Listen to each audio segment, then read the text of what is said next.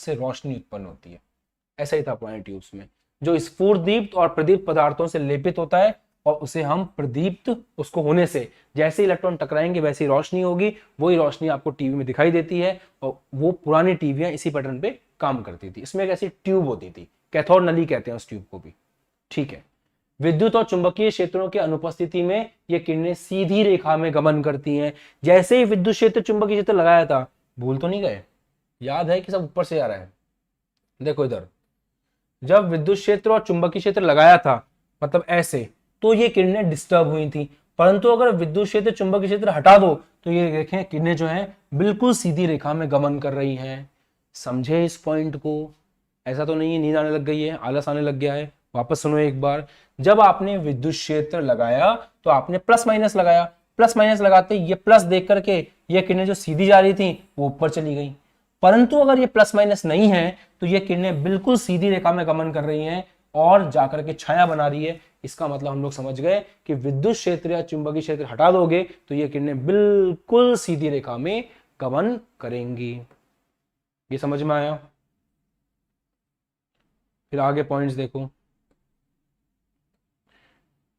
विद्युत और चुंबकीय क्षेत्रों की उपस्थिति में कैथोड किरणों का जो व्यवहार है वो ऋणावेशित कणों के व्यवहार के जैसा है, जो सिद्ध करता है कि कैथोड किरणें ऋणावेशित हैं। और बाद में हमने उनको किसका नाम दिया? इलेक्ट्रॉन का नाम दिया। तो ये विद्युत क्षेत्र और चुंबकीय क्षेत्र में जो इसका व्यवहार था उससे ये साफ साफ क्लियर हो गया कि इन किरणों के ऊपर माइनस है, इन किरणों के ऊपर नेगेटिव है। क्लियर? कैथोड किरणें नलिका के इलेक्ट्रोड के पदार्थ पर उपस्थित गैस की प्रकृति पर कैथोड किरणों के लक्षण निर्भर नहीं करते। उपरोक्त परिणामों से निष्कर्ष निकलता है कि इलेक्ट्रॉन सभी परमाणुओं के मूल घटक हैं। अब ये क्या कहना चाह रहा है मैं आपको बताता हूं। इस ट्यूब के अंदर चाहे आप हीलियम गैस भर दो तो भी इलेक्ट्रॉन जो यहां से निकल रहे हैं उनके प्रभाव में कोई फर्क नहीं आ रहा। इस ट्यूब के अंदर आप नाइट्रोजन गैस भर दो तो भी यहां से जो इलेक्ट्रॉन निकल रहे हैं उनके प्रभाव में कोई फर्क नहीं आ रहा। इस ट्यूब के अंदर आप ऑक्सीजन गैस भर दो तो भी जो इलेक्ट्रॉन निकल रहे हैं उनके प्रभाव में कोई फर्क नहीं आ रहा। ऐसा क्यों? क्योंकि इलेक्ट्रॉन कैथोड के अंदर से निकल रहे हैं, इलेक्ट्रॉनों का कोई कनेक्शन नहीं है गैसों से। तो आपने ट्यूब के अंदर कौन सी गैस भर रखी है इससे कोई फर्क नहीं पड़ रहा। इलेक्ट्रॉन के गुणधर्म उतने के उतने ही हैं। जैसा हाइड्रोजन के केस में आ रहा था वैसा ही हीलियम के केस में, वैसा ही नाइट्रोजन के केस में, वैसे ही सबके केस में। कोई टेंशन की बात नहीं है। इसका मतलब यह हो गया कि इस विसर्जन नली में इलेक्ट्रोड के पदार्थ, हमने क्या किया, ये जो इलेक्ट्रोड लगा रखा है ना, हमने इस इलेक्ट्रोड को भी चेंज करके देखा, कोई फर्क नहीं पड़ता।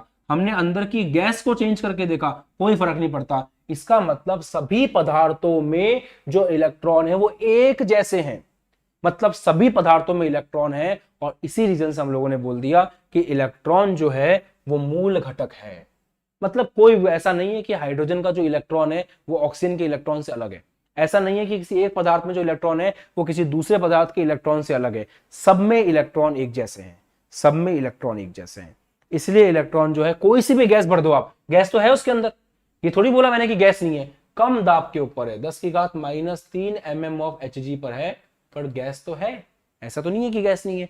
कोई भी गैस भर दो अंदर आप, उससे इलेक्ट्रॉन की प्रकृति पर, इलेक्ट्रॉन के नेचर पे कोई फर्क नहीं पड़ रहा है। क्लियर?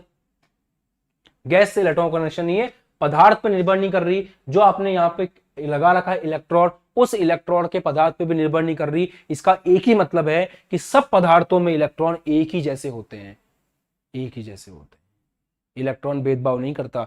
हम सब, किसी में जितने भी इलेक्ट्रॉन है वो सारे सेम। क्लियर? आगे बढ़े, नेक्स्ट पॉइंट। अब इसके बाद क्या हुआ, अब समझिए। इसके बाद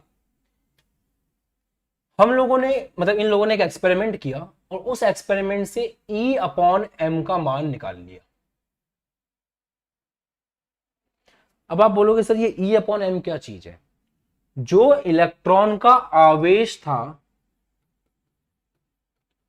उस इलेक्ट्रॉन का आवेश डिवाइड बाय जो इलेक्ट्रॉन का द्रव्यमान है, ये रेशियो की जो वैल्यू है वो इन लोगों ने मेहनत करके निकाल ली।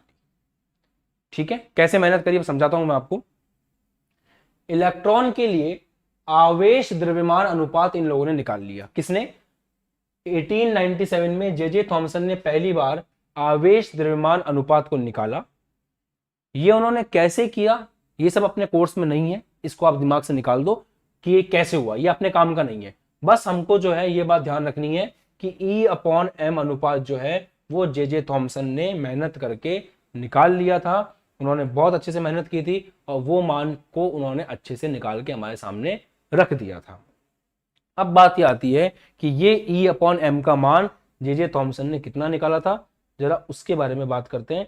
तो E/M का जो मान है वो निकल के आया था 1.75 इंटू 10 की घात 11, 1.75 इंटू 10 की घात 11 कुलाम पर केजी। क्यों?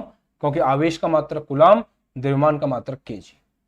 इस चैप्टर को जिस तरह से मैं पढ़ा रहा हूं अगर वैसे ही पढ़ोगे तो बहुत जल्दी समझ में आएगा, बहुत अच्छा समझ में आएगा और एग्जाम में भी आप अच्छी तरह से लिख के आओगे, मार्क्स भी आपके कहीं नहीं कटेंगे। तो सबसे मोटी बात याद रखो कि इलेक्ट्रॉन का द्रव्यमान और इलेक्ट्रॉन का आवेश, इन दोनों का एक अनुपात बनाया, आवेश अपॉन द्रव्यमान।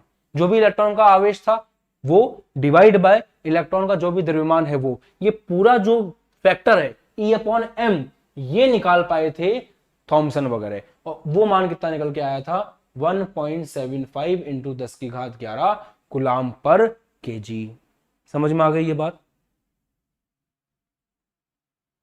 तो E/M निकाल लिया। मान लो ना कोई फॉर्मूला लगाया होगा, अब वो एक्सपेरिमेंट हमारे कोर्स में है नहीं तो हम उसके बारे में इतनी गहरी बात करेंगे नहीं।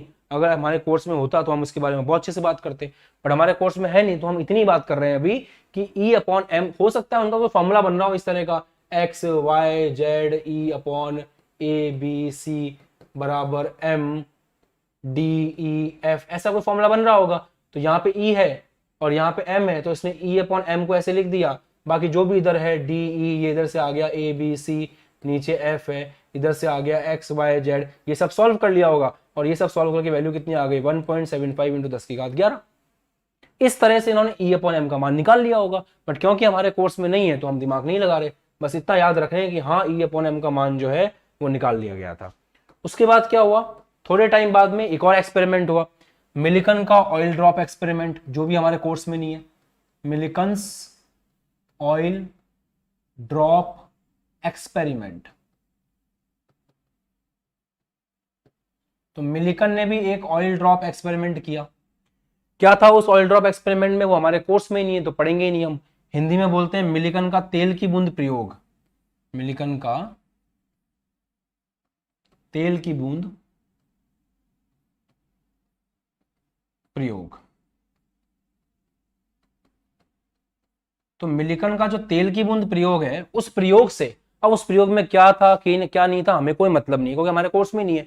तो हमने क्या किया, हमें जो याद रखने वाली बात है वो ये है कि मिलिकन के ऑयल ड्रॉप एक्सपेरिमेंट से मिलिकन ने इलेक्ट्रॉन का आवेश निकाल लिया जिसका मान था 1.6 इंटू 10 की घात -19 गुलाम। और उसने हमको पहले से तो ये पता ही था कि इलेक्ट्रॉन ऋणावेशित है, हमें पहले से पता ही था कि इलेक्ट्रॉन जो है उसके ऊपर नेगेटिव चार्ज है, बट कितना है ये नहीं पता था। तो मिलिकन नाम के बंदे ने अपना ऑयल ड्रॉप एक्सपेरिमेंट करके इलेक्ट्रॉन का आवेश निकाल दिया माइनस का 1.6 इंटू 10 की घात -19। तो इलेक्ट्रॉन के बारे में दो लोगों ने बहुत अच्छा काम किया, एक तो थॉमसन ने जिसने E/M निकाल के दे दिया आपको 1.75 इंटू 10 की घात 11, दूसरा हमारे मिलिकन ने जिसने E निकाल के दे दिया आपको माइनस का 1.6 इंटू 10 की घात -19। अगर केवल वैल्यू की बात करें तो ये हमारे काम का है 1.6 इंटू 10 की घात -19। अब आगे हम लोग समझदार हैं, E/M का मान निकल के आया थॉमसन